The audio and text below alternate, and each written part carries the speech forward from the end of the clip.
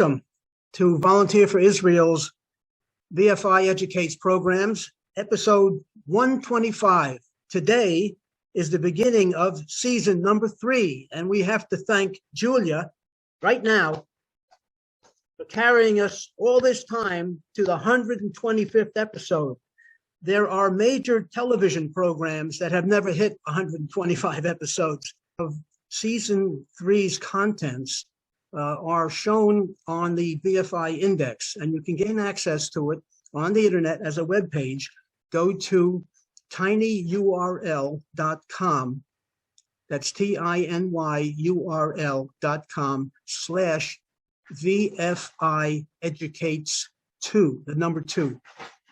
That'll bring you to a web page which contains all of the past 124 episodes, plus contains the future episodes for the remainder of the month of January. Now, so in this case, I'd like to introduce our presenter for the 125th time, Miss Julia.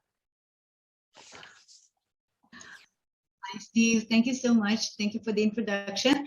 Just want to say that I did not do the whole 125 episodes. I had quite a few great speakers whom I hope you all enjoyed. And but yeah, I can say that this is the whatever episode I'm working on. You know, I'm either talking or make somebody else to talk. But yes, the project, the BFI project, and you're the godfather. So thank you so much, Ilana. She's the godmother, of course, and I'm so sorry she's not here. So I would like to invite you to join me to an area which I guess most of you never visited, simply because most Jews never go there, and there is no good reason for it. I mean, I hope you will agree in the end of the presentation that these places are well worth visiting, and they're beautiful and interesting and different and diverse and whatever. So I will start sharing my screen. I will be talking about Patil and Bethlehem. I'm sure you all heard of Bethlehem. I'm not sure you ever heard of Patil. And that's fine. And quite a few Israelis never heard of Patil, even though it's located just a few miles from Jerusalem, like 10, 15 minutes drive away. And it's a different land. So let's start touring. And I will just add that this is a very special day for us to tour less Patil, but yet Bethlehem, because as you might know, the Greek Orthodox Christmas is today. So as far as the Catholics concerned, as far as most American Christians are concerned, Jesus was born the night between the 24th and 25th December, of course. But as far as the Russians concerned, it just happened this last night. So to be in Bethlehem today is a very special day. It's not so important for us as Jews, but it is important in terms of touring Bethlehem. So I will be sharing a few photos from today's Bethlehem. So here we start, and let's just make sure that you see what I want you to see in a sec. All right, ladies and gentlemen, can you just tell me if you can see from King David to Bar Kochba? Yes? All right. So just before we finally start, I'm Julia Newman. You have my email address here. And just this is the Pay As You Wish presentation, and you have the PayPal address. Now I can paypal.me/Noam Newman. Noam Newman is my son. So here we start, and this is the first presentation of the new year 2022. So let's start with the general location, since, as I said, most of you probably been there. So Jerusalem is up north. Here in the upper part of the map, you can see Givat HaArba'ah. Okay, Givat HaArba'ah is part of Jerusalem. You can see Har Choma down here, which is the area which is at the southeast Jerusalem if you drive towards Herodian. So you drive past Har Choma. The bottom line is that Jerusalem is right here, while the two purple stars. These are destinations today. The one on the left, this is Batir, and the one on the right, this is Bethlehem. You can see it says Church of Nativity. We will take a short look of the Church of Nativity. And right in between, there is the major road. This is road number 60, which is also known as the road of our ancestors. This is ancient route which was taken by everybody, started from Abraham. This is the ancient route which used to connect Sheba and Hebron down south all the way to the north, passing Jerusalem and Nablus and Jenin and all the way up north to Damascus. So we will be touring on both sides of road number 60. We will not be more than 9 kilometers. This is the maximum, let's say 6 miles away from the heart of Jerusalem. And yet, even though it's nothing, it's right there, most of us never been there. And this is primarily true for Israelis. So this is this sort of a roadmap for our orientation. I would like us to take a look at another map, which is right here. Once again, you can see, well, this time the stars are red, but these are the same look.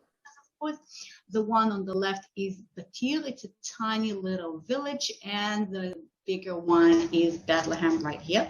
And once again, you can see the location of Jerusalem, but this, I would like you to take a look at the green line. Okay, I hope you can all see the green line. And the green line is the famous green line. Okay, this is the former border between Israel and Jordan. Between 1949 with the end of the Independence War and until 1967, and then the green line became the actual, border or separation between Israel and the West Bank or the Palestinian territories. I'm not talking politics. I just want you to see where we are, and this is actually significant because, as you can see, Bethlehem is located on the right-hand side, meaning east from the green line. So Bethlehem used to be Jordan. Today, Bethlehem is so-called Area A, meaning that it's fully controlled by the Palestinian Authority, which means that you guys as tourists, well, I'm not talking about virtual tour, but a real tour, you can go to Bethlehem, you can visit, you can stay overnight, you can do whatever you want. But for us Israelis, we have to have a special permit if you want to visit Bethlehem. And this is true for the entire Palestinian autonomy, and that permit is almost impossible to achieve. Okay, so that means that it makes it so special for us Israelis. As you can see, I had to write it down here. While, okay, that's regarding Bethlehem. Okay, making it simple, an average Israeli never went to Bethlehem, will never visit Bethlehem. Okay, the only way for an average Israeli to visit Bethlehem is Zoom.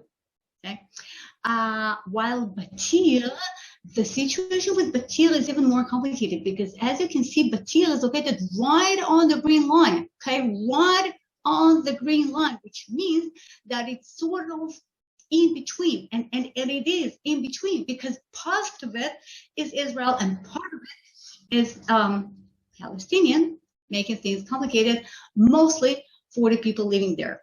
So we will be touring from west to east and from present to past because we will start with Batir, and then we will go back to Bethlehem, back to King David. So actually, it should be Bar Kochba to King David. So after we got this orientation, let's take a look at what we are going to do. And what we're going to do, we're going to hike. It is a beautiful hike. I am a hiker, but actually this hike is very easy, very straightforward. We start walking from one side of this valley. You see it says Wadi Mahrur, and we will be walking from the right hand side from a little Palestinian town called Beit Jala, right next to Hagilo, which is a Jewish village, and we will be hiking along this beautiful valley all the way to the left. We're going going to hike for about 2 hours, okay, maybe 2.5 hours. Don't worry, it's going to take a few minutes, but it's a beautiful hike. And eventually we will make it to Batir, which you can see it circled in red. Another interesting thing is that we're going to hike Wadi Mahou, which I guess you never heard of, which is okay. But from Batir, going northeast, there is another valley, which is called the Valley of Rephaim. Okay, I hope you can see this one, okay, the Valley of Rephaim. And the Valley of Rephaim, or Emek Rephaim in Hebrew, this is a natural valley which starts somewhere in the center of Jerusalem and descends gently towards Batir. If you feel that the Valley of Rephaim or Emek Rephaim is familiar to you in a way, if you feel like, hey, I've heard the name before, well, that's quite possible, because Emek Rephaim is the name of a major street in Jerusalem, the major street which goes almost all the way to the old city, and this is where the German colony in Jerusalem is located. So this is a natural valley which became a major street in Jerusalem, and if you start hiking this valley, so you will make it to Jerusalem within, about 5 miles or so. Okay, it's right there, and yet nobody ever hikes it, and that's such a pity. Fortunately, we do have a train over it, so we will be back to that train. The start point of our hike, since we are hiking the Palestinian territories, so we have to have a guide. And on top of myself as your guide, we will have a local guide. And you can see him here. This is Khaled. He will be our host and guide. He lives in Bethlehem. He studied engineering in Russia some 30-something years ago, which was quite common among Arabs, Israeli and Palestinian Arabs. So he studied in Russia, I'm not quite sure where, but around Siberia. And then he met a beautiful red-haired lady. Her name is Alona. And they got married. And then they graduated and they moved to Bethlehem. So today we have this lovely couple living in Bethlehem.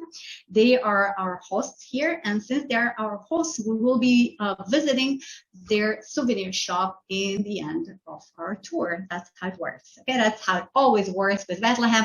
You have a tour, and then you go to a shop. There's no way you can avoid it. So just, keep it in mind. We can have a coffee just before we start hiking in Jana Jungle, little restaurant right here. Maybe we have a coffee later and we start hiking.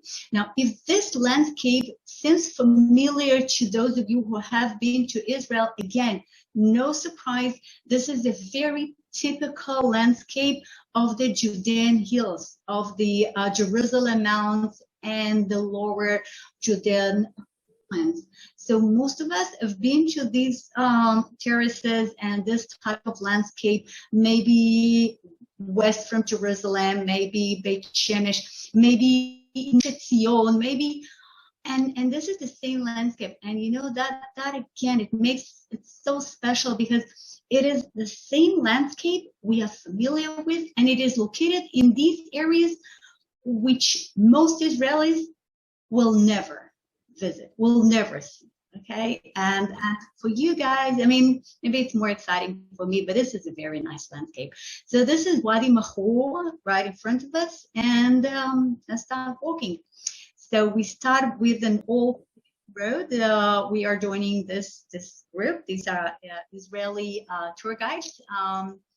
And we keep walking. Again, just a little bit of greenery, some limestones, some rocks, some terraces, some pine trees, something very, very typical, more pine trees. And here we have olive trees, plantations, again, what can be more typical, more biblical, more Israeli than an olive tree. And it reminds you of the salads you probably had, of the menorah, of the Hanukkah, and of course of the king who was anointed in Bethlehem, of course, but that will be later. So we keep hiking, we're smelling the grass, we are smelling the soil, which smells so great now because there were some 4 days of rain, not constant rain, but on and off. And so everything smells so clean and so fresh and so fertile. And it's just the perfect time for a hike. And on the way, we can see ancient terraces restored. I mean, these are the terraces which are still in use. People still cultivate the land in this traditional way, and this is part of their culture. I mean, some of the people who own this land, who cultivate the land, who fix the terraces, they have academic degrees, and some of them work abroad, and some of them even have houses overseas. But this is part of their tradition, and it's so beautiful to see, the tradition, which is still. It's not just a memorial. It's not just something which this is something my granddad did. It's something I keep doing. It's like the Jewish traditions, with holidays. This is Sasha, my colleague. It is a huge rock, and then Khaled, the guide, said that, hey guys, you see there is a little opening in this rock, and I was not sure that I see it. Eventually I did see it, but anyhow, he said, but it's too far, it's too difficult, don't you climb there. But Sasha had to climb, so he was working on it, so he made it. He was so happy. So he made it to this opening, and then he even took a photo of the opening for us. So here it is. You see, this is the opening. He did not get inside, even though he could have. Any guesses? What is it? It is a relatively small opening, but big enough to put a person inside, a very sized person, cut in the rock, and you can see that there is an opening, and then there is something chiseled around here, so sort of I don't know, borders to it. Does this look familiar to you? Any ideas? What can that be? That's quite common. There are quite a few of those things. Yeah, this is exactly. This is a tomb. This is a very typical ancient tomb. It could be no archaeological excavations as far as I know were done in that tomb, but this is something very typical to the Roman, maybe Byzantine period. There's no way to tell if it belonged to a Jew or a Gentile, but it did belong to somebody who owned the same land and same terraces 17, 18, 20 centuries ago, who knows. And again, there's so many tombs of that sort all over Israel, starting from the northern border via Carmel and, of course, the Judean mountains. So again, it is so typical and so special. We keep hiking, okay, that's us, and all of a sudden we see this road. You see, it's somebody really worked on this part of the path and old tires, and that's actually proof to a very, very new attitude, a very new something which is new for the Palestinian population, which is very old and common for the Western world. And this is hiking. I mean, maybe 10, maybe 15 years ago, you would never see Arabs hiking, okay? It's something which never existed. I mean, they did go picnic. They did go to outdoors and do a barbecue, that's for sure. But people did not hike, just like we hike here, I remember myself talking to Arabs, talking to drivers, talking to my colleagues, about, hey, I was hiking here and there. And they were like, why? Why should you go somewhere? Can't you drive there? Is it so special that it's worth it? The idea of hiking was uncommon. And then things started to change, and this is so great to see that today we have hikers, Palestinian hikers, Israeli hikers, very few groups who hike together. But, I think that might be a way to, we will not create peace by hiking together, but we will create some sort of maybe understanding, some sort of maybe common ground, just feel that we are people, they're human, we can live together.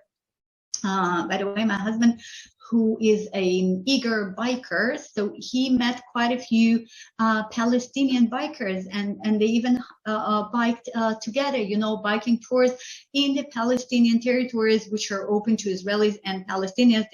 Some of them are open to both. And well, I'm totally for biking and hiking at whatever people can do outdoors. I think it's always good to people to be outdoors together and do some activity. This is another beautiful natural phenomena. In Hebrew, this is called tzniir. Tzniir is like tzinor. Tzinor is a pipe. So you see, it looks like a pipe, a long, wide pipe, which was cut into pieces. And this is a natural geological phenomena, of course, because the middle part of the limestone was dissolved faster and more than the upper and the lower part, because the limestone in the middle is softer and easier to dissolve. Anyhow, I think it's just a beautiful natural phenomena, which is, again, very common to various parts of Israel. And here it is as well. And there is even a little, you see, sign which explains what it is in Arabic. And down here, you can see a canal, okay? It's a little canal which brings the water from a tiny little spring nearby to the nearest terrace. That canal could be originally made by... again, Abraham, King David, whoever, and then it was fixed and renewed again, and here it is, still working with the same spring.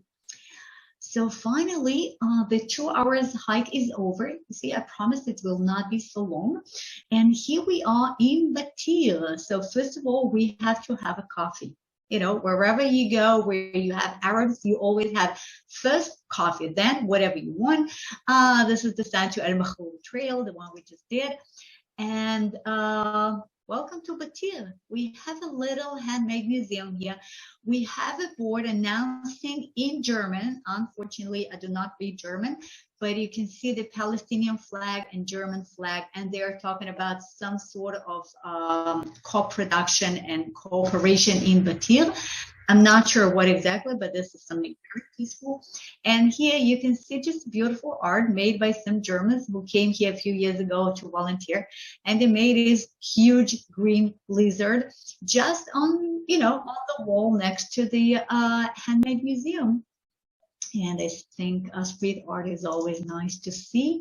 We are walking down the street, some rustic door, some rustic walls, some street art, some of it made by German volunteers, some of it made by locals. I think it's just beautiful, you see. We have an olive tree, we have the cactuses, the famous Israeli cactuses, the sabra, right? Which we consider to be ours. I mean, we, the Israeli Jews, while the Palestinian, of course, they consider them to be theirs because they used to use them much more than the Jews. And anyhow, and the lemon tree and everything is so clean. This place is surprisingly clean and welcoming and relaxed. And this is Batir Public Library, of course. There was not even one book when we visited, but as you can see, they are fixing it, so maybe that's the reason. Batir Municipality is right here. And then all of a sudden, we saw this picture on the left.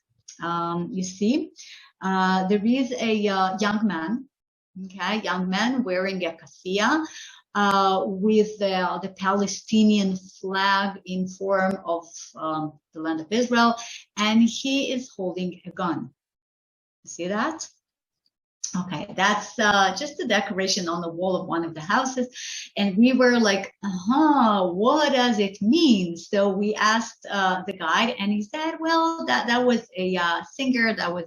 He was a well-known artist, and he was killed in an accident.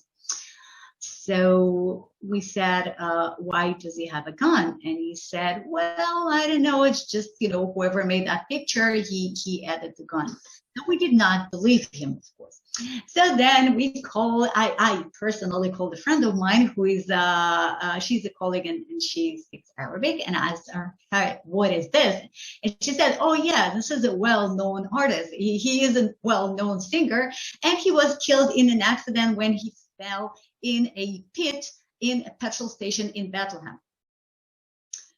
And he has nothing to do with Intifada or Shahid or nothing at all. And she found this nice video, which I would like to share with you, which has his voice and just some nice photos of Patil. Right. عيون المجد رفعت عينيها وعدروب المحبة صارت وصار الكل يتبع فيها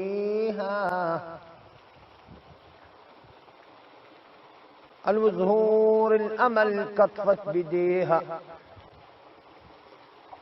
الوزهور الأمل كطفت بديها وزرعت محل ظهور الأمل شجرة أمل تعلى وتكبر توصل إليه. Okay, and this is another piece. This is a wedding celebration in Batir.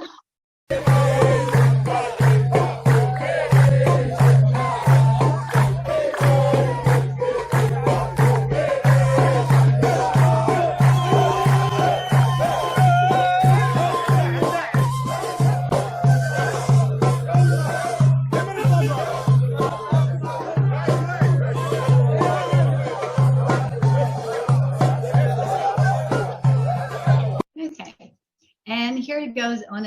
And, I could just wish that it was always that peaceful and that pleasant, and we can all sing and dance together.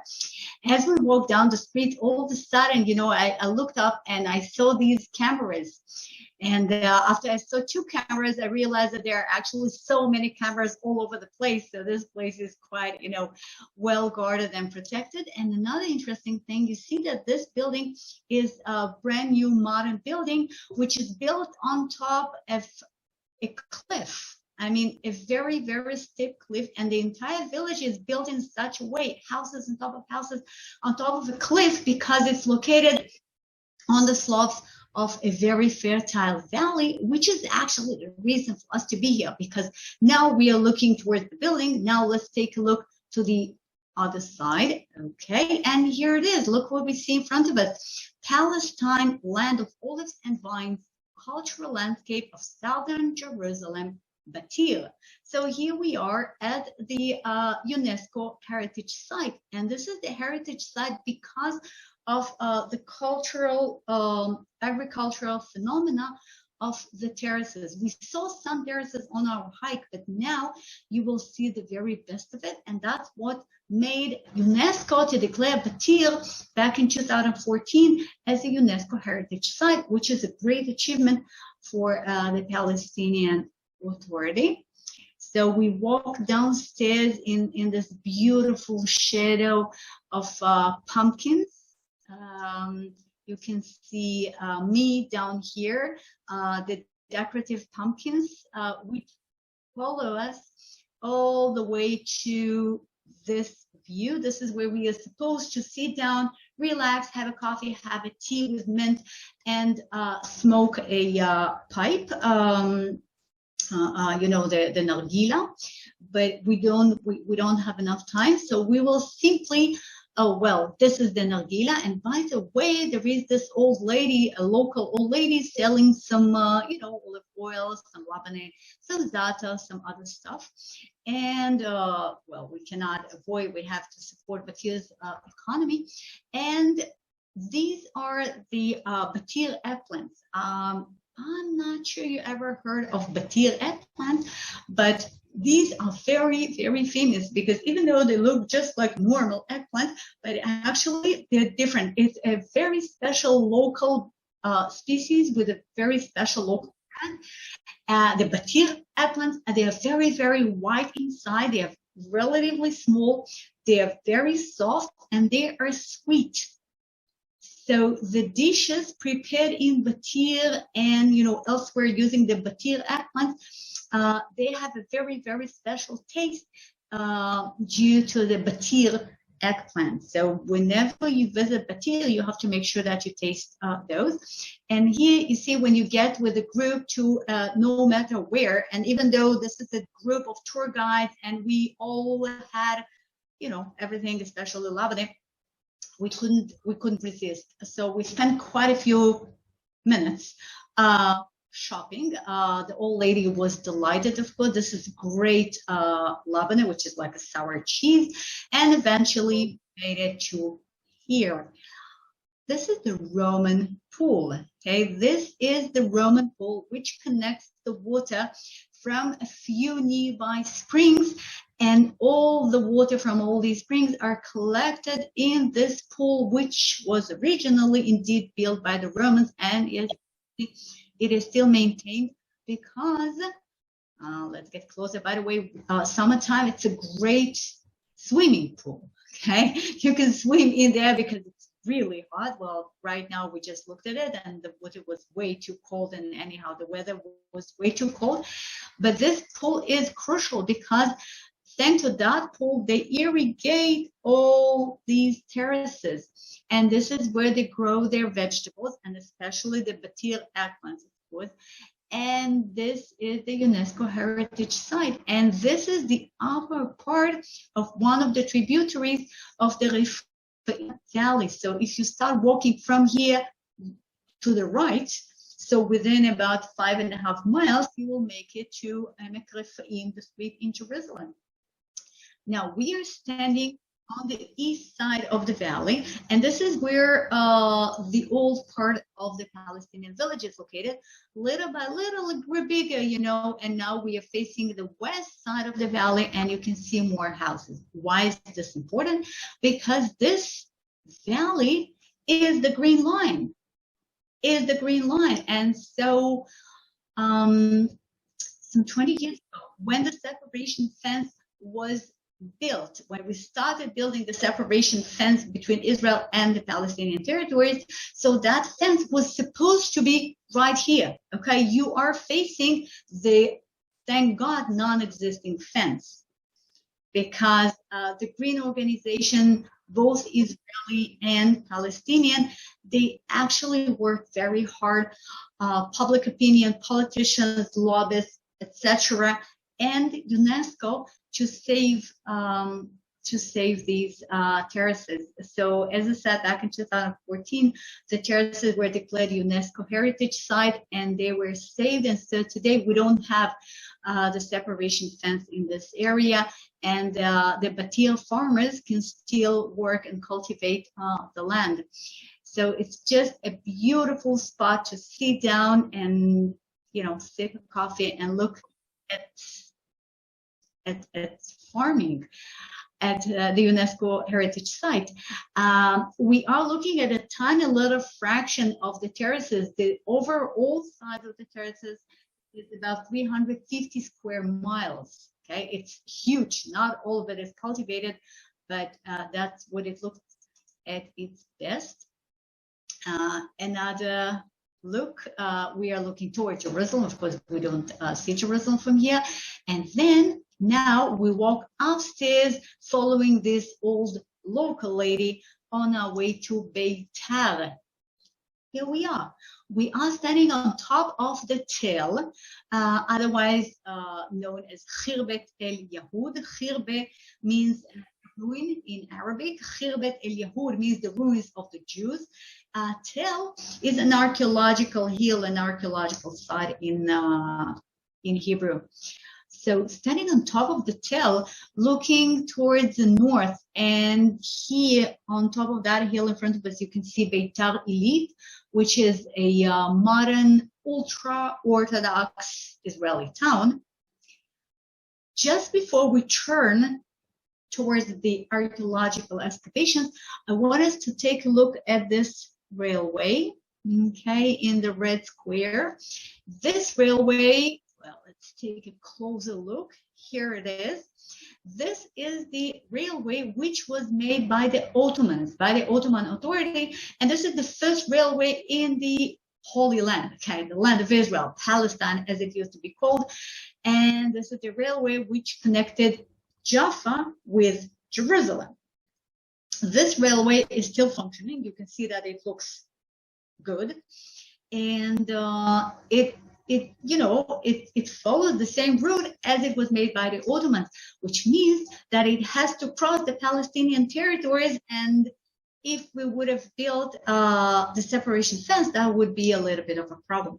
But now we have no fence. We do have the railway. You can see an old photo of what the railway looked like in 1920s.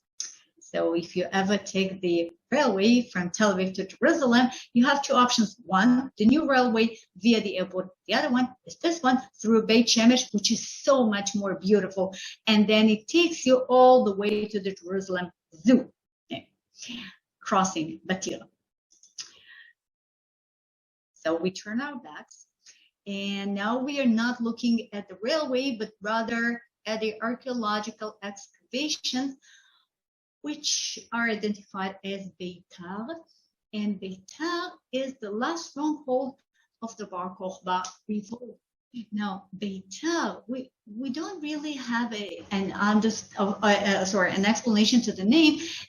Sometimes in the ancient scriptures, it is spelled as Beit-Tar, okay, two words, Beit-Tar, and then it's the house of Tar or Tor, and then it means the house of a dove, okay, of a male dove. Interestingly enough, if you ask an Arab why is Batir called Batir, well, for us it's obvious. It is called Batir because it preserves the ancient name of Beitar. But the Arabs will tell you no, Beitar is Batir is the house of a bird. That's the meaning in Hebrew, in Arabic, which is basically same idea. So we have Batir. We just visited Batir, which is a Palestinian village starting from the Muslim period. Right there, across the valley, we have Beitar, and these are just some of the archaeological excavations. You will see a bit of it soon. Now, we know very little about Bar Kochba. I mean, on one hand, this is one of the most famous, the best known heroic figures of our history, the Jewish history. On the other hand, we know so little about this revolt. Until quite recently, we did not even know what was the original name of Bar Kochba. Because in English, well, his name is Bar Kochba. What's the problem? But Kochva is not a name.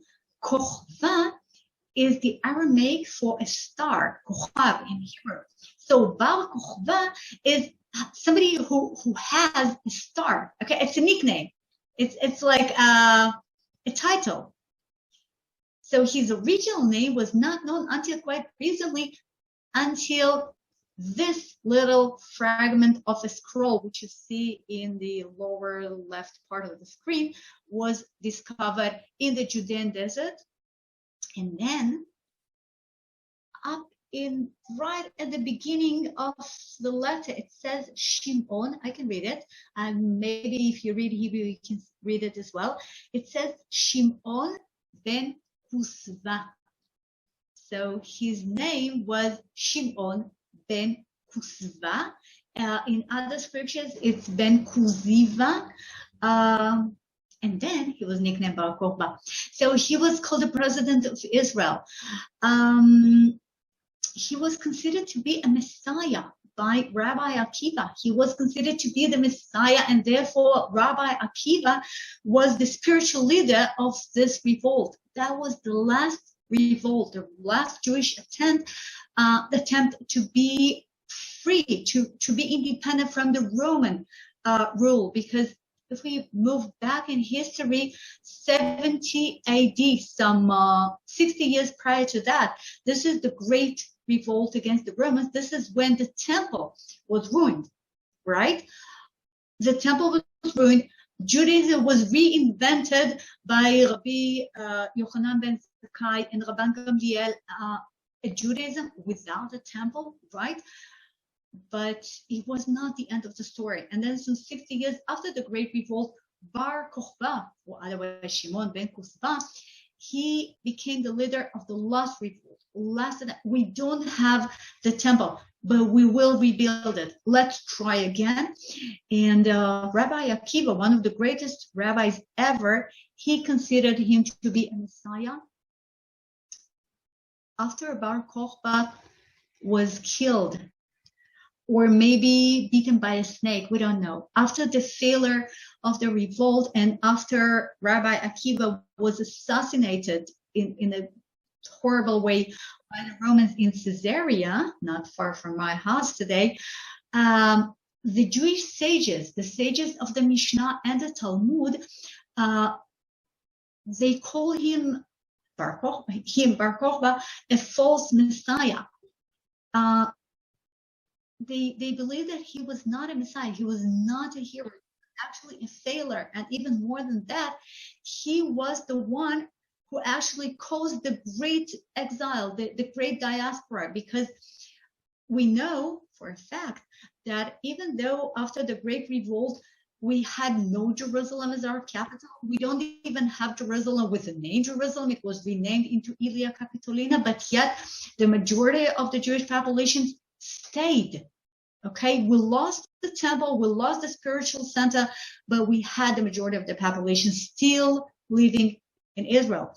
While after the Bar Kochba revolt, the Romans sort of, they've had enough, and the majority of the Jews were either killed or forced to leave. So if we're talking about the great diaspora, the 2,000 years long diaspora, it started right here. It started because of Bar Kochba, and therefore the sages, Mishnah and Talmud, and for over 1,000 years, they did not speak of Bar Kochba. They hardly mentioned him. He's nobody. He's nothing to write home about. And actually only modern Zionism, which desperately needed a hero, which desperately needed a symbol, modern Judaism went back to Bar Kochba and made him a hero, and made him a leader, and made him an example, somebody to follow. So in a way, Bar Kochba was a Messiah, and then he became a failure, and then he became a crucial leader again. So this is what the siege of the Roman siege of Patil looks like. Okay, it's a drawing made by the archaeologists. We are standing here on the Tel. Okay, it's a little hill surrounded by valleys from side. The spring with the Roman pool, which we just saw, is right here. And then we have a Roman road here, road number 3, which connected Beit Guvrin with Jerusalem. We have a Roman siege wall. Most of it is impossible to identify today on the ground, but it was possible during the last major excavations made by Professor David Usishkin. So Eusebius, a Christian bishop, a Christian writer, thanks to him, we know much about the history, Jewish history, Christian history, the history of the land of Israel. He lived in Caesarea, and he wrote his books in the 4th century AD. So we are talking about some 300 years later, yes. But that's the best we have. That's what he wrote. After the war intensified, in the 18th year of the reign of Hadrian, which is 135 AD, of course, Beitar was besieged. It was a town in a very close proximity to Jerusalem. During the siege from outside, the rebels perished by starvation and thirst. That's the end of the Bar Kochba revolt. And that's the end of the Jewish hopes for independence, for renewal of the Hasmonean era. That's the end of the Jewish I will not say that this is the end of the Jewish hoax, no, but this is the end of the Jewish struggle and activity for almost 19th century. And what you see down here, this is a replica of an inscription which was made by a Roman commander of one of the Roman legions, which participated in the siege of Patil. You know, probably the guy who wrote this, I don't know if he personally saw Bar Kochba, but he definitely saw the fall of Patil, the very end of this attempt. And this inscription was found not far from the Roman pool, where today you can get labane and and tea and coffee, which is again so amazing. You know, he was Roman. He won. He definitely won. And here we are, 19 centuries later. This is Professor David Osishkin, one of the leading archaeologists, a colleague of Professor Israel Finkelstein, who actually made a presentation for us before. He made excavations here in the early 80s, before the Palestinian autonomy existed. So when it was, just we could make excavations here. Now it's impossible.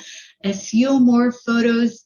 Some walls, some structures, some towers, which were protecting Patil from the Romans. As we know, it did not save them.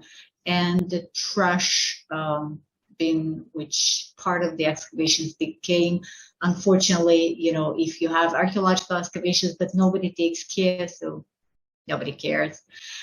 Some finds, that was just recently on the news. Some finds which are accidentally made by the Israeli police. It was found and smuggled by Arab antiquity dealers from we don't even know where, but it's from the same period. And now we are driving to Bethlehem. We run out of time, so we have to rush. We will not stop in Beit Jala, just a few photos. And here we are. Welcome to Bethlehem.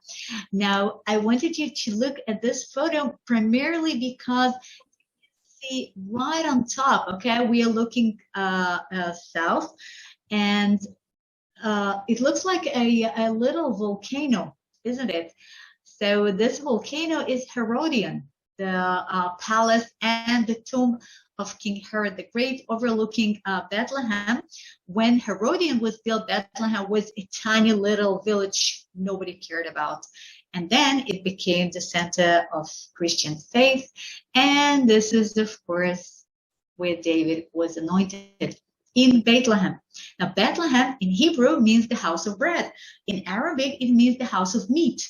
Okay, lachem is meat in Arabic, but it doesn't matter. The important is that Bethlehem is the source of food, is important of living. It's the source of whatever we need to maintain ourselves. And that's very interesting because Messiah, because the king, the first king who assembled the tribes and created Jerusalem, and well, we don't need to say much about David. He was born in a city which is called the source of our living, if you wish. Okay, and these are, of course, the phrases from Book of Samuel when Samuel comes to the house of Jesse, or Ishai in Hebrew, and he calls his sons, and he has 7 of his sons pass before Samuel, but Samuel is not satisfied. And then is that old? Said, no, there's still the youngest. He is tending the sheep, okay? He is the shepherd. He is the one who takes care of those in need. And that's, of course, King, and that's, of course, the Messiah.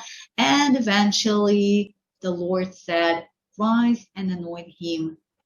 This is the one. So Samuel took the horn of oil and anointed him in the presence of his brothers. I'm sure they were unhappy. And from that day on, the Spirit of the Lord came powerfully upon David. So here we are in Bethlehem, the city of David. We are driving our bus into, this is the main road of Bethlehem, and this is where we park our bus. Down here, underground, huge parking lot for tourist buses, totally empty those days except of ourselves. And as you can see, there is a KFC right here. Can you see the KFC? Okay, second floor. All right. So you're welcome to have a KFC if you're hungry. Otherwise, we'll walk for lunch. The restaurant is right here on the right, and we are facing the Judean desert. Right here in front of us, these are the outskirts of the Judean desert, and somewhere far in the distance, in that fog, these are the Moab Mountains. So down there is the Dead Sea. We have to take a look, just a little look at the Church of Nativity. This is what it looks like because, you know, it's Christmas and that's where Jesus was born. So we have the Christmas tree right here. And today, the Orthodox Christmas, we have a beautiful procession of the Christian Scouts of Bethlehem. We have different denominations, so we have different scouts, we have different processions, and all of them are colorful and quite funny. So let's take a look.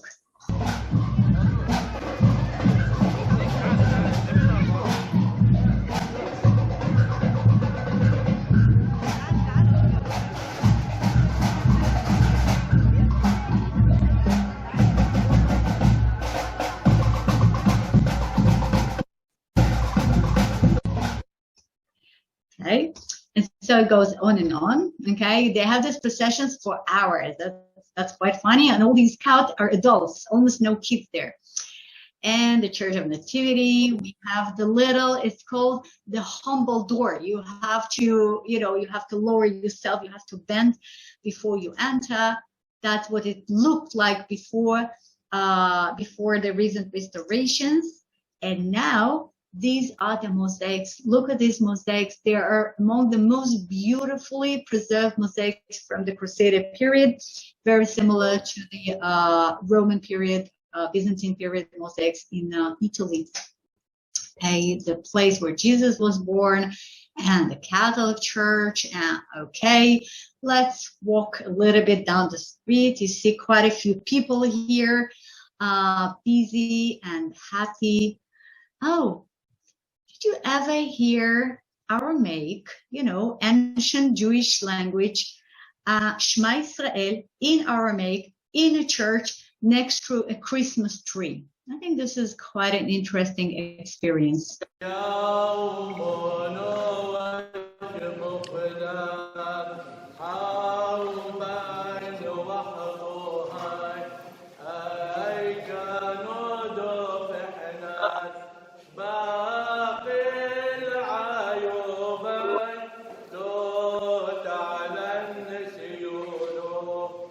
Okay, that was Aramaic. And the end, he said, Eloyo. Eloyo is actually Elohim, God, right? A few more. Okay, we have Russian interference here. What was funny about this board, Russia contributed some money for restoration and fixing and whatever, but it mentions the president of Palestine, Mahmoud Abbas, and the president of Russia, Vladimir Putin, which is quite funny. You know, when you compare these two people, when you compare the power of these two leaders, that's interesting, but that's what it is. And I guess Putin approved it. So we have President Putin and President Mahmoud Abbas. We keep walking up and down stairs. We visit a little, okay, mosaic center. They have some beautiful artworks. I mean, I highly recommend. And they're copying the Madaba map, one of the greatest maps found in Jordan. With that's what the Holy Land looked like back in the 6th century. We have a replica of part of it with Jerusalem in the Cardo in Jerusalem. It's beautiful. It's huge, difficult work. International Nativity Museum, some nativity scenes up and down the streets. Santa Claus, of course. And finally, we make it to King David's wells. Now, we have to admit that these are not wells. Okay, to begin with, it's not a well. It's actually a cistern. Better to say 3 different cisterns. You can see that these are the openings, the sort of chimneys leading towards the cisterns. And down there, we have cisterns, but no wells. The difference, of course, is cisterns collect the rainwater, while the well is going all the way down to the aquifer, to the underground water. So these are not wells. But, you know, people look for locations. People look for proofs for the biblical story. So when we read in the Bible the following, that King David was somewhere in Adullam near Beit Shemesh, and then he wanted the water from Bethlehem. So he said, oh, that someone would get me a drink of water from the well near the gate of Bethlehem. So 3 mighty warriors broke through the Philistine lines and brought the water, and David would not bring the water. So people want to find the proof to that story. And so these cisterns were identified as the well. Now, in the Bible, we read about the well near the gate, right? But, you know, tradition, there are 3 warriors. That today we have the 3 wells, which are actually the 3 cisterns, which actually probably belong to a Byzantine monastery. But who cares? You know, we have the King David wells right in the center of Bethlehem. And finally, I promised you we will be visiting a souvenir shop. Okay, that's a must, of course. We have some sort of an alcohol here with a snake preserved inside. I'm serious. And right next to it, you can see a shofar. Can you see the shofar? Okay. So, you know, you can buy whatever you feel like, if you feel like. And if nothing appeals to you, so there are some chocolates, great chocolates, like amazing variety of chocolate. I got some. And after that, we have a surprise. That was not part of the itinerary. All of a sudden, we found ourselves right here. Okay, so it's a show of leather jackets in the middle of Bethlehem. I had no idea that there is such a place, and here we are. So I'm glad to share it with you. By the way, I could live without it because I'm vegetarian, and I prefer the lamb to have his skin, and I will have mine. And you know, I don't think we necessarily share, but that's what it is, and that's quite amazing. On top of everything else. So, happy New Year, happy 2022, and believe in yourself. The minute I saw that photo, I just fall in love, you know, with this little kitten looking at, you know, a bit of water and seeing a mighty tiger. So I hope we all feel like mighty tigers, capable of doing everything no matter who and where we are. So happy New Year, and thank you for joining me in Batir and Bethlehem, and donations are highly appreciated. Thank you so much. Great, Julia. Wow, that's another 7,000-mile trip to a place nobody's been to, and I'm amazed that even the Israelis haven't been there. That's super. Never. We've had a tremendous amount of chatter on chat.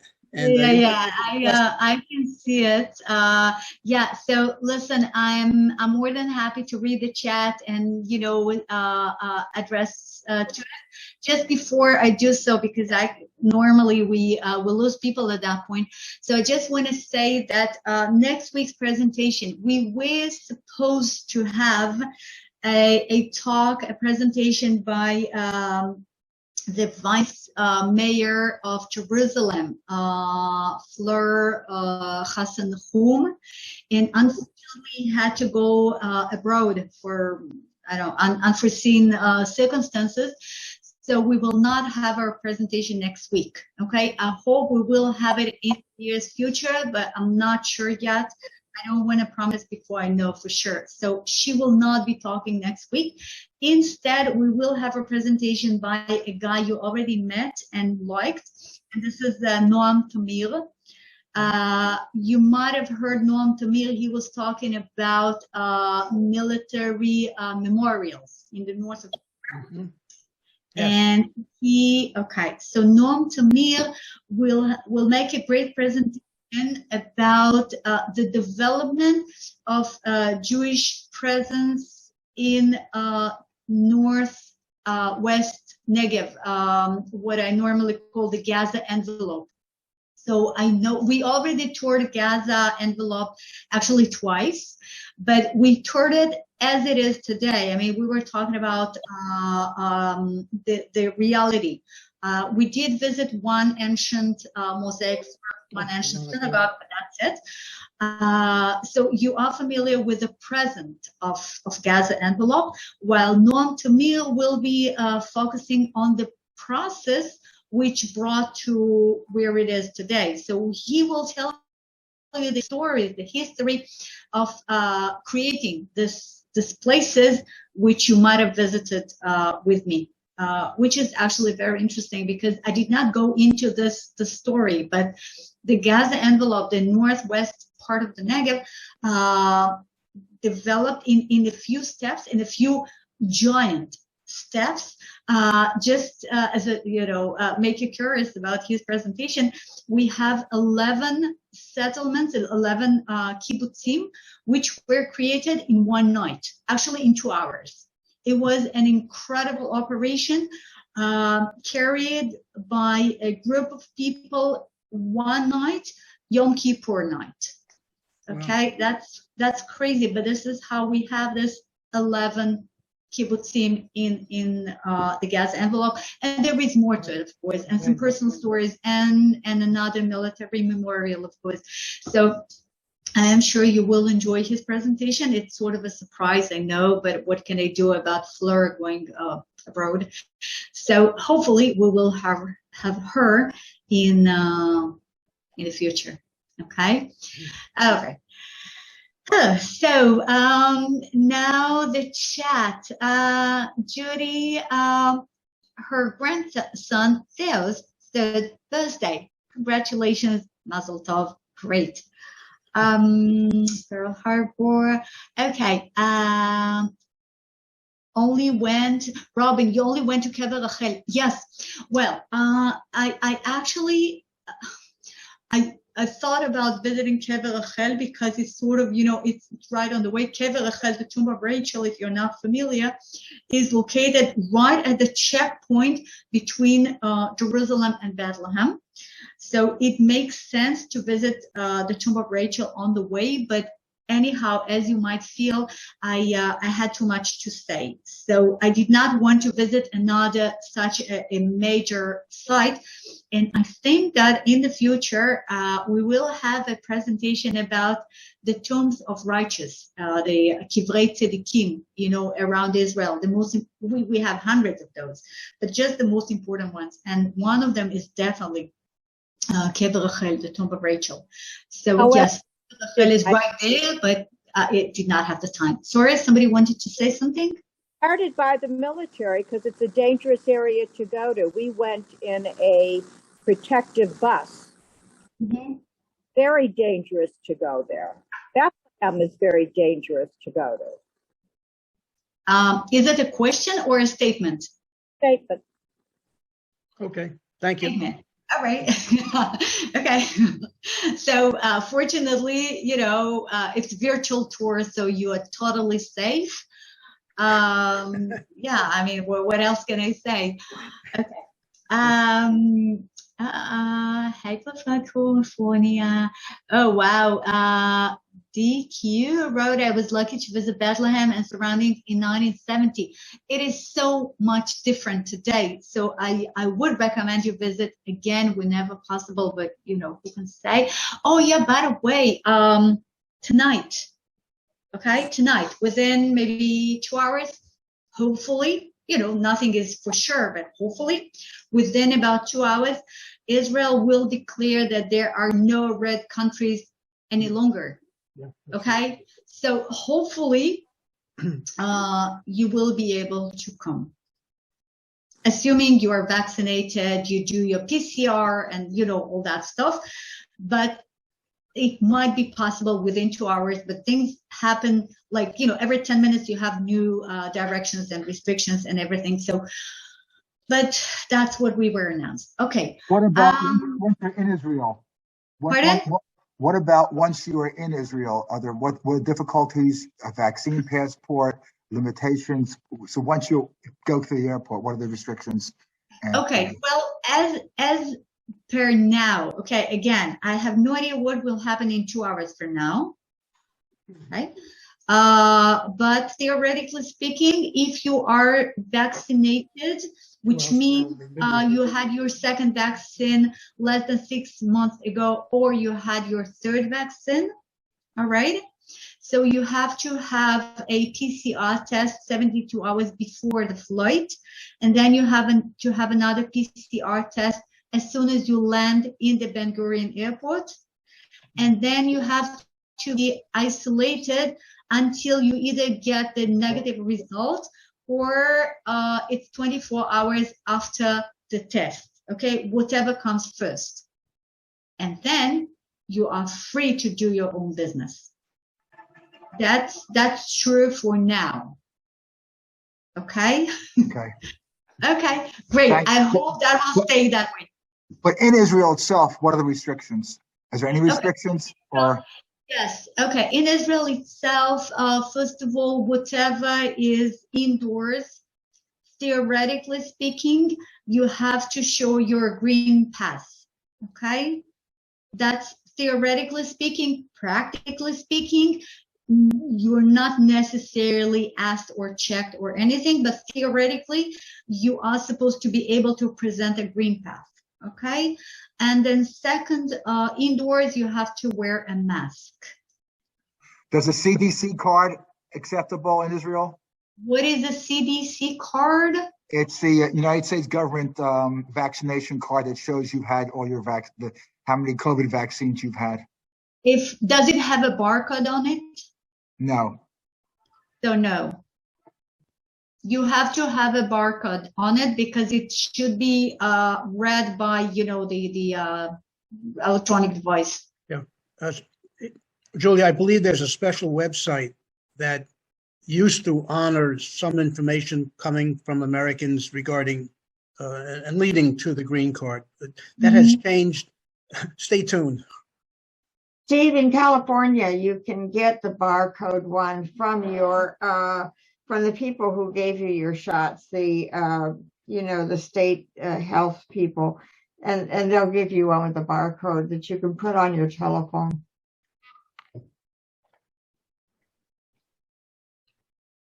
Thank you. Okay. All right. Harry asked, okay, back to chat. So anyhow, guys, I really hope, I'm sure there is a way to issue that green pass with the CDC card. I'm sure there is a way, and we only need to wait another 1.5 hours, okay? Okay, back to the chat. Harry asked, how would you rate the hike? Easy to difficult? It is an easy hike. I mean, if you are capable of walking a non-paved path for about 2 hours, so that's easy. Judy, did I miss the directions to disconnect the captions? I have no idea. Carol, yeah, Tom. Oh, sorry. Okay, King David defeated the Philistines twice in the Valley of Refuge. That's true, exactly. Okay. Thank you, Jeffrey. King David, 5 stones in the brook of Elah. Right, but that's the brook of Elah. This is a different brook. It's not part of Rephaim. The brook of Elah, the Valley of Elah, is west from Patil. Well, this is north. But anyhow, okay. Looks like a trog. Robin, I don't know what. Oh, maybe the graffiti. Maybe a trog, but they don't really have a trogs there, so it must be a lemon. What is the building that the lemon tree painted on? It's a private house. just a private house. What were the German volunteers doing? They were doing all sorts of things. They were working in agriculture. They were teaching kids German and English. They helped the locals to arrange this little museum of theirs. They played with the kids. They did, you know, general things which young volunteers can do. In Israel, signs are in Hebrew and Arabic. In Patil, no Hebrew. Well, in Israel, signs are in Hebrew and Arabic. That's true, because in Israel we have Israeli in Israel we have Jewish and Arab citizens, and then it makes sense to have both languages on the signs. In Batir, there are no Hebrew speakers living whatsoever and never were, and therefore, you know, there is no reason to have Hebrew on their signs. What are the native trees, vegetation, shrubs along the hike? Well, there are many shrubs. A lot of sage, a lot of I'm not sure about the English names of it. Oh wow. Well, typical shrubs which are all over Israel, and mostly olive trees and some pine trees and some oak trees, but some vine, of course, but most of it is olive trees which are planted. Israel has Arab citizens. Don't think, okay, that's exactly what I said, and then Alan answered, yes, Israel has Arab speaking citizens. Batir has any Israeli or Hebrew speaking citizens. Better to say Hebrew speaking, because Batir is actually divided into two parts. I mean, on the map, you don't see it on the, but part of Batir is Area B, meaning that it's controlled by the Palestinian authority.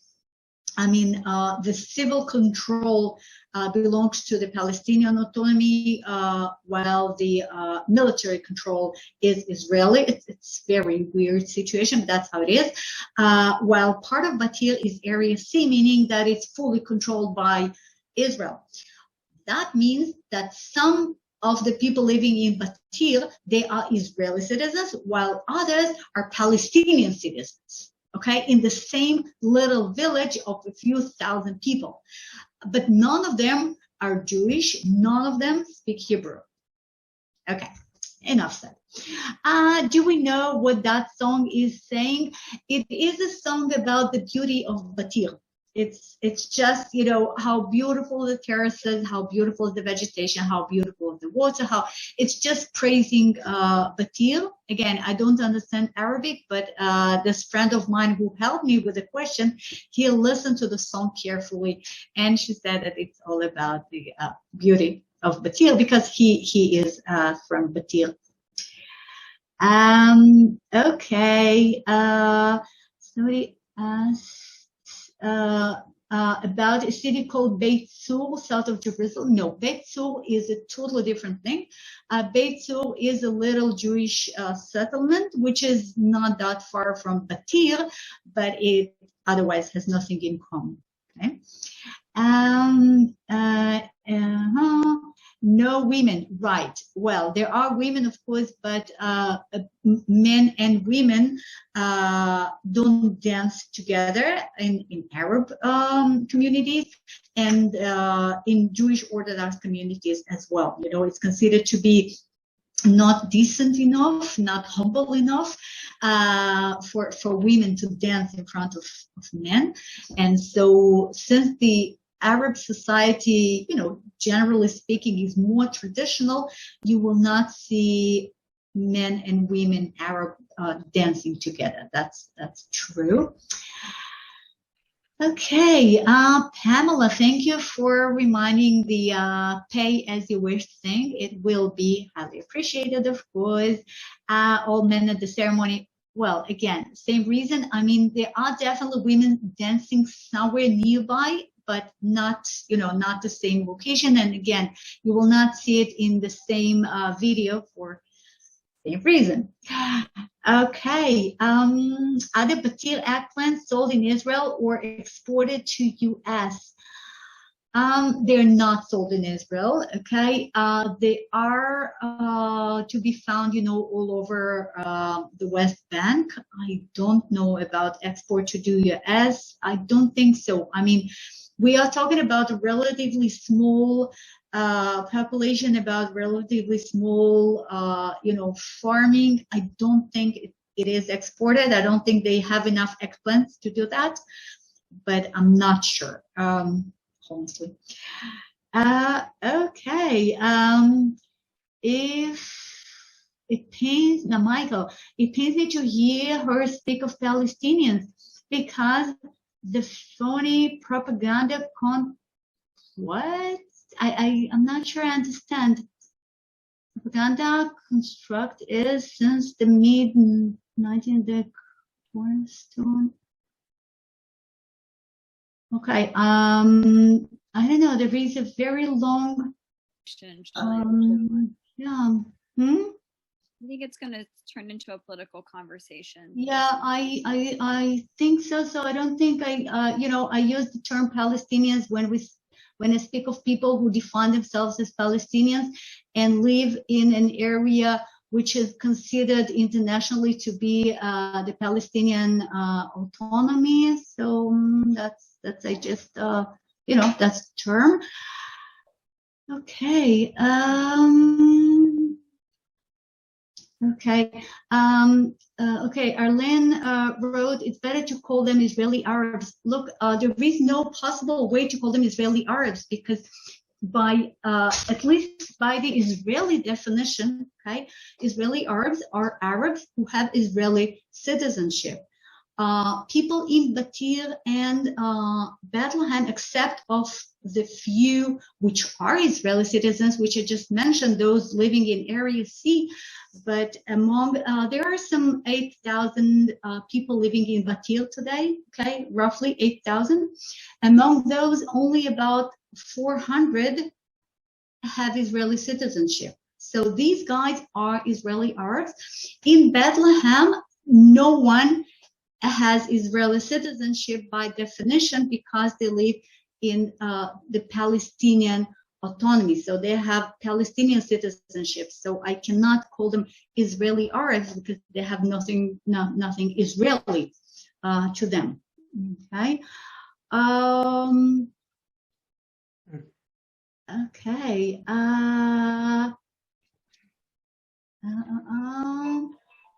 Okay. Wait. Okay. Well, we have quite a few opinions regarding the Palestinians, but I will not. I mean, we can have a long discussion about the topic, but that's not part of. That's not what I wanted to share with you. And anyhow, we are trying to avoid politics as far as, yeah. Okay. Again, there is a place. I see that there is a conversation again in a direct message. There is Batir and there is Beitar. Okay, these are two different things. These are two different locations. Okay, Batir is a Palestinian village which we toured together. Okay, with the terraces and with the eggplants and with the old ladies selling laban. That's Batir. Okay, inside Batir there is an archaeological site which is called by the Arabs Khirbet El Yahud, and this is the location of ancient Jewish Beitar. Okay, but this is an archaeological site located inside the Palestinian Batir. Okay, just a few kilometers away, there is a modern Israeli Jewish town, which is called Beitar. Okay, but this is a different location, which we did not visit, which is a modern, ultra-Orthodox, 100% Jewish town. Okay, and they can see each other from, both sides of the valley. But these are two very, very different things. Okay. What is the history of Khirbet el-Yahud? Amazing that the Palestinians acknowledge the presence of Jews in these areas, said Deborah. Well, first of all, yes, of course, they acknowledge the presence of Jews. There is no question about that. We have so many ancient Jewish archaeological locations within or next to modern Palestinian villages and towns. This is okay. Nobody questions that. What is the history? Well, it was first identified in the end of 19th century by the first European archaeologists who toured the land. It was partly not really excavated, but surveyed by the PEF, the Palestine Exploration Fund, in the very beginning of the 20th century. And then during the British Mandate, there were some excavations performed by Professor Kochavi. And in the, I think that was in the 30s, 40s, I'm not sure, but around this, during the British Mandate. And then the series, the scientific, the major excavations were performed by Professor David Usishkin, whose photo you've seen in the early 80s. And then the place was just abandoned, you know, like so many other archaeological sites. We don't have the funds, we don't have the means to preserve them all. And after the Palestinian autonomy was declared, so obviously, you know, we could do even less about the site.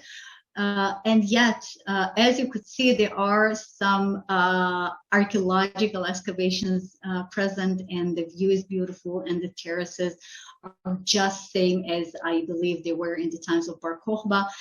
And it is a fascinating location. And again, it's about 15 minutes drive from Jerusalem. Yes. Okay.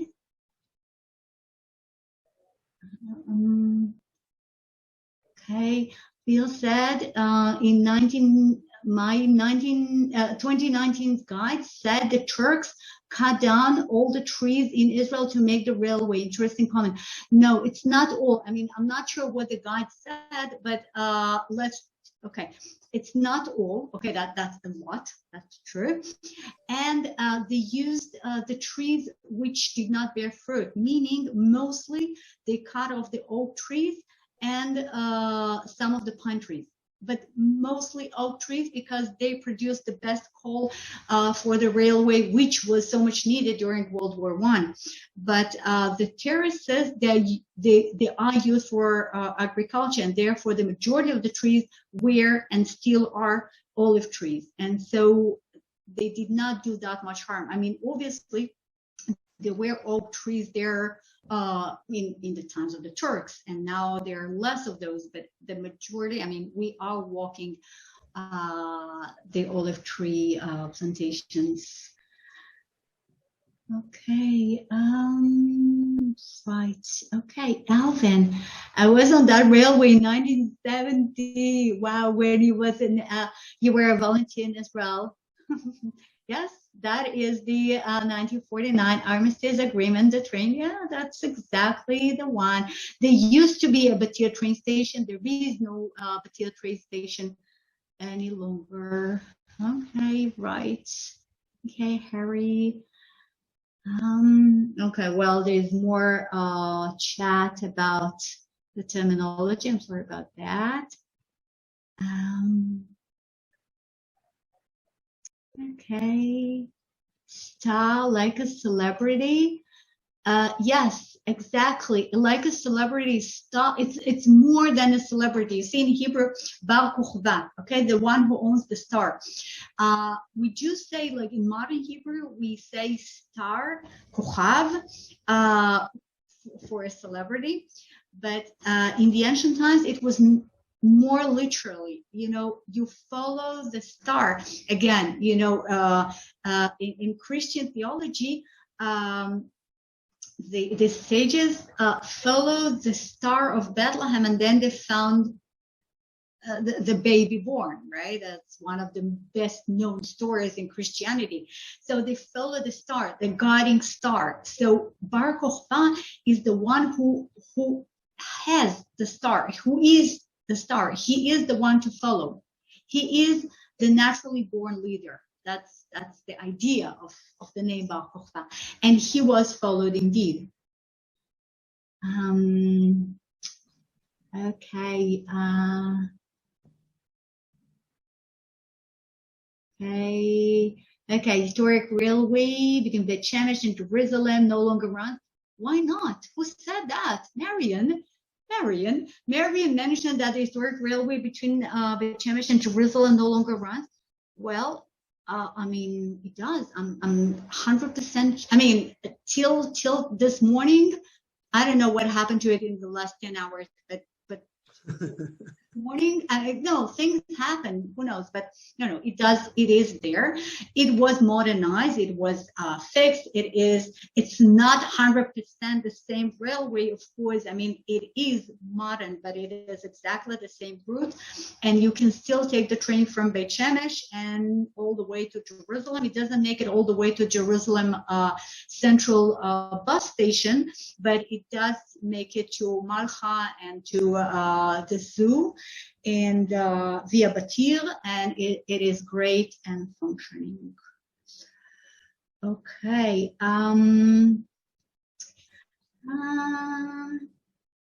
Okay. Okay. Right. How long?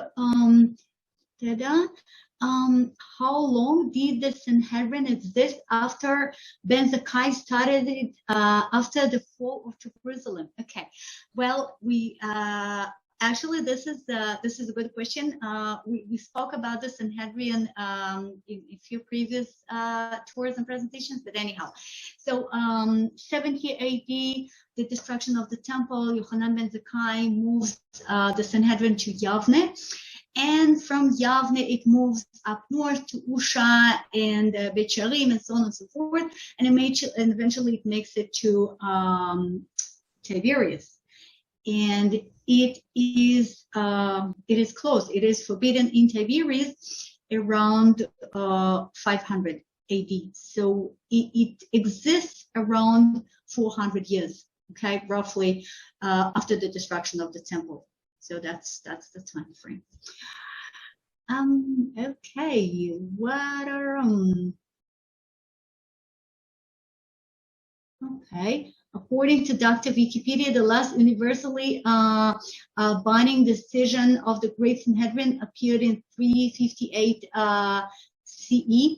Okay, I'm not sure. Well, 358, whatever. I don't remember the specific date, but you know that they. Well, maybe I have to check myself because the Sanhedrin is responsible for the Talmud, but we have two Talmuds. We have the Jerusalem Talmud assembled in Tiberias, and we have the Babylonian one assembled in Iraq. So I'm not sure if this date is about this Talmud or the other Talmud. As far as I know, Sanhedrin existed till around 500 AD, but if I'm wrong, so I am. Happy New Year. Glauco, okay, he wrote that he has a Happy New Year. Robin, should not UNESCO care about upkeep of the archaeological sites? Well, yes and no. I mean, UNESCO decides what they believe is important enough, impressive enough, whatever, to be declared as a UNESCO heritage site. So, you know, not every archaeological site becomes a UNESCO heritage site, because otherwise we would have like hundreds of thousands of those, and that would be meaningless. So UNESCO decided that Batil, which is a great and interesting archaeological site, but we have, you know, others same important work. While the terraces of Batir I can tell you that, you know, I've hiked quite a bit. I've seen quite a bit of natural / agricultural landscape, and this is the best one. So if you believe, and apparently UNESCO believe, that this type of a man-made landscape is worth preserving, so if you want to choose one location of such a landscape, it should be Batir. All right, so I understand UNESCO's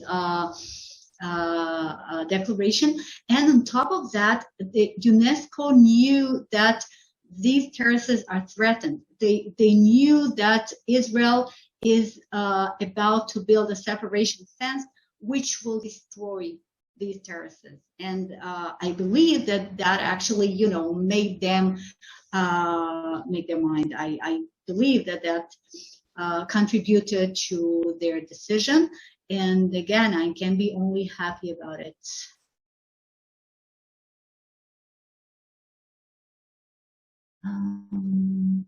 Alan, we were there in December '67. Oh my God, that was, wow. You almost been to Jordan. KFC halal or meant for Christians? No, the KFC is halal. Of course, halal is equivalent to kosher for Muslims, meaning that it's prepared in the right way. So yes, KFC is halal, and it's very popular among the locals.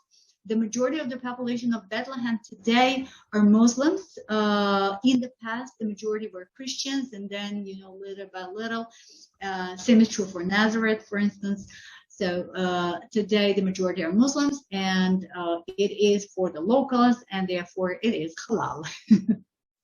What is, Deborah? What is the distance between Beitar or Batir? I don't know what you're asking. I guess you're asking about Batir. So the distance between Batir and Jerusalem is around 8 kilometers, which is around 5.5 miles. Yeah, less than 6 miles. Okay. All right. It's a walking distance. All right. Okay, Alvin, I remember being at Ramat Rachel at 66. Alvin, you have all these amazing memories. Ramat Rachel is a kibbutz right just south of Jerusalem. Actually, it is in Jerusalem today, but it used to be right on the border with Jordan. Yes, and you could see Bethlehem in the distance. You can still see Bethlehem in the distance. True. Actually, if you there is a large window right next to the dining room in the Ramat Rachel hotel, and so from that window you see Bethlehem right in front of you. And for 99% of the Israelis, this is the closest they were ever get to Bethlehem. Again, okay, for you guys, you can just drive the few miles. Okay, Gail. Hey, Gail, you're still here. That's great. You're right. I never thought of it when the tour was announced, but my Armenian friends tell me today it's really Christmas. Yeah, or the Three Kings Day. Exactly. So the Armenian tradition is actually different, and that's a whole different story. Okay, we are not, again, no politics, no Christianity today, but yeah. So this is the Greek Orthodox Christmas, and it has its own meaning for the Armenians. Yes. Who restored the mosaics? Oh, there were. Okay, it was an international project financed by the UN, which lasted for 5 or maybe even 6 years, with specialists from literally all over the world, but primarily from Italy.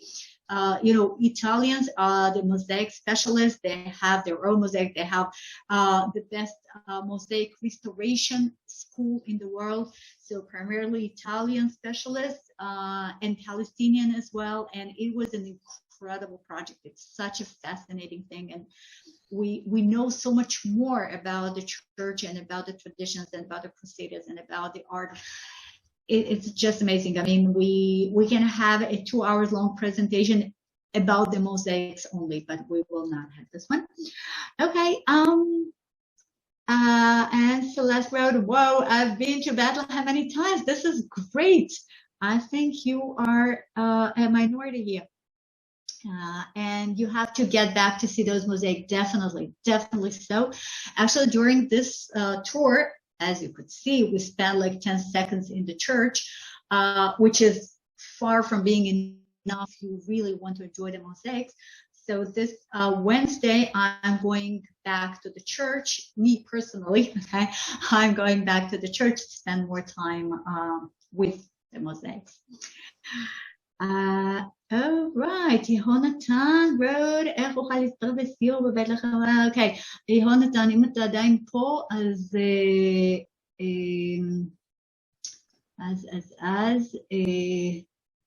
אני, תכתוב לי אחר כך בפרטי במייל, אוקיי? דבר. אוקיי, ג'ונתן. אוקיי, אני אנסה להתקשר אליך אחר כך. Okay, we have a little, somebody wrote me a message about the tour, which I'm actually guiding next week in Bethlehem and Patil, so that's a different story. Okay, great presentation. Oh, wow. Thank you, David. Right. Well, I think I got to the thanks.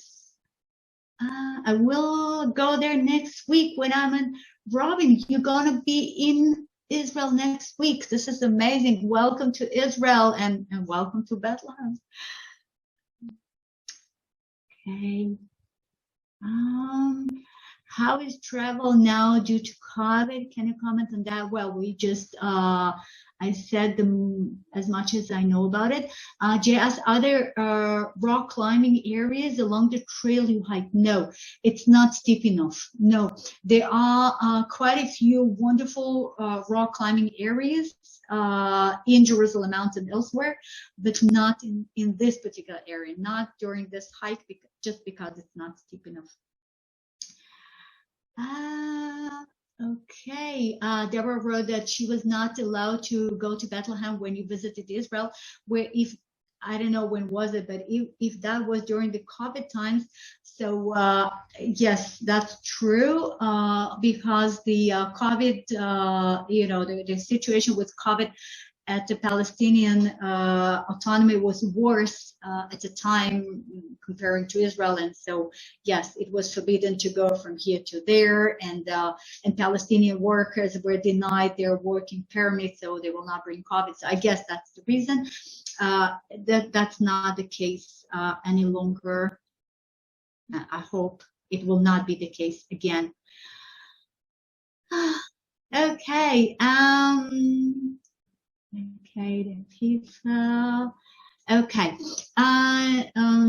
Tommy, Israel citizens and tourists do not go to Bethlehem because you take your life in your hands. Dangerous. Okay, well, again, this is a comment, so I will not,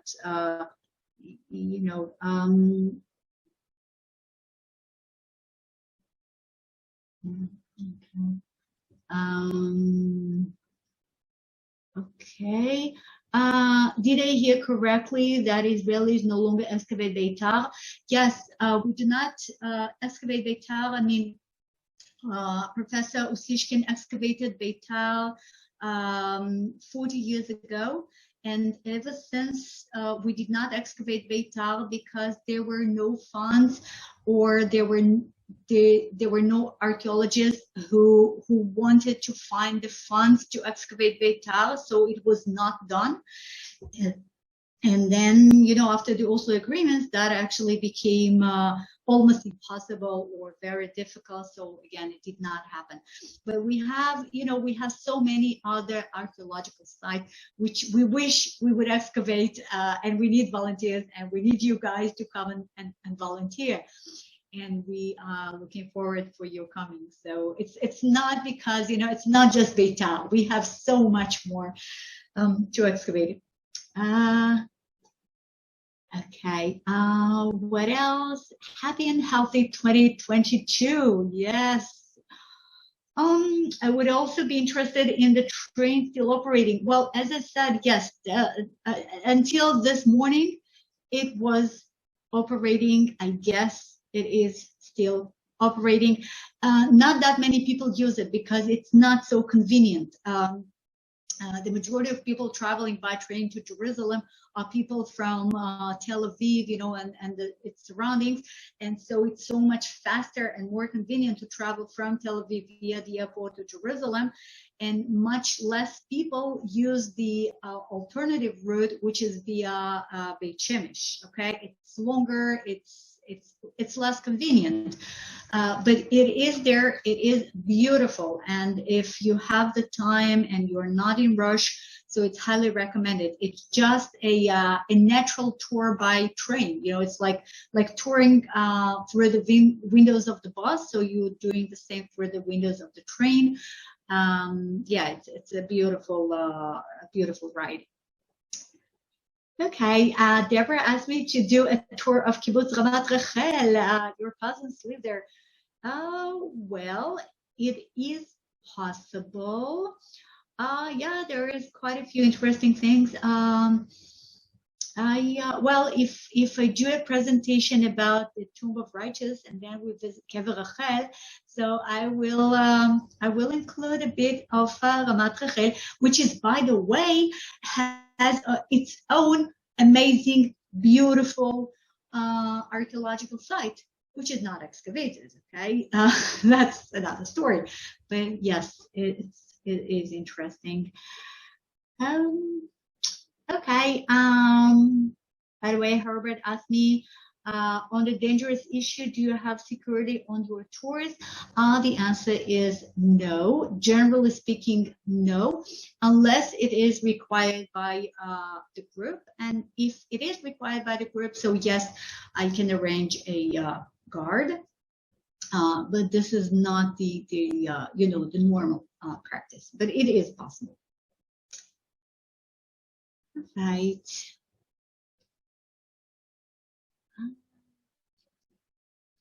Okay. Alvin, in the early years of Israel, there was little meat. Eggplant was a meat substitute. For many years, there was a little desire for eating eggplants. No longer. Yeah, it is very, very popular. Okay. Is there any effort by the PA to protect archaeological sites at all? Not really. I mean, this is quite rare. It is quite rare, generally speaking. I mean, there are very few archaeological sites which are actually preserved and, taken care of by the Palestinian Authority. No matter whether we're talking about Jewish ancient sites or Arab ancient sites, they don't have the funds. They can't afford it. Israel, we have so many neglected, almost forgotten archaeological sites, and we don't have the funds to protect them all. And the same is true, but more true for the Palestinians. And on top of that, yes, I mean, they're less interested in protecting Jewish history. I can understand their point. If they have to choose what to do with their money, so they would rather do something for the Arabs and not for ancient Jews. Okay, I can see their point. The only place actually which is well preserved, and this is only lately, I mean only for the last few years, is Jericho. And this is one of the places I would like us to visit together in the future because it is an amazing location. Okay, so Jericho is on our to-do list, and then I will be able to show you some beautiful, Palestinian archaeological sites. Palestinian, not in terms of ancient Palestinians, but modern Palestinians protecting ancient sites. Okay. The civil war during the destruction of the temple. Thank you, and hello from Toronto.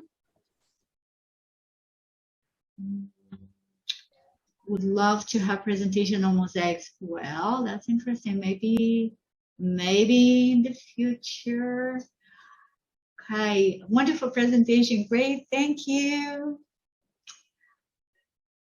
1995, not allowed to go to Bethlehem, only Rachel's tomb with Israeli soldier guard.